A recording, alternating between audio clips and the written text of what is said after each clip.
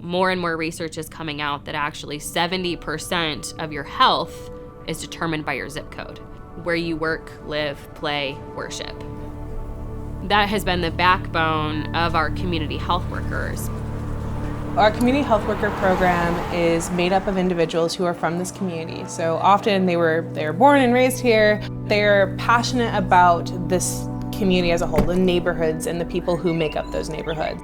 They have a passion and drive to listen and hear from their neighbors and use that information to engage in how we as a health department can play a role in seeing change.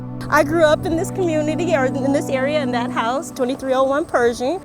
I just hit the block and walk the block and just talk to people. Whoever's out in the community, I'll talk to them and give them information if they want it. If not, I just give them my name, and if they need something, then they can call me. They're really the kind of the boots on the ground, the ear to the tracks to identify what are the needs, what are the problems, and they're the connectors. They're connecting people with needs to entities, whether it's the health department or the food bank or a clinical provider, to say, how do we get these needs met? Well, a lot of the time what our community health workers do is they do what's called a social needs assessment, which is the chance for the community to say, hey, I have these problems and I need assistance with it. It can be everything from rental assistance, utilities, housing questions that they might have. There's a community on the north side of South Bend that there really is only one grocery store. And so you would think that food access would be an issue, but the individuals were saying, no, I'm worried about community violence, and that's because there are no streetlights on my street.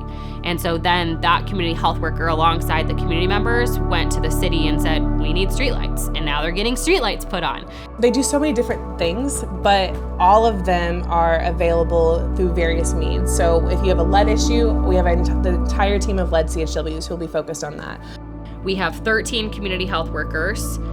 3 of them focus on lead poisoning prevention. We have 8 community health workers who their primary focus is to address health disparities in COVID-19. As a team, we're doing everything in our power to make sure that everyone can be, and their families and their communities can be as healthy as they can.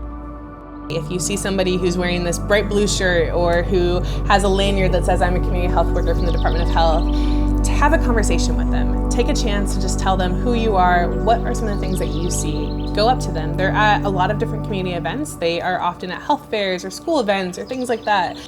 We want to make sure that we don't leave anybody untouched if they need assistance, so don't hesitate.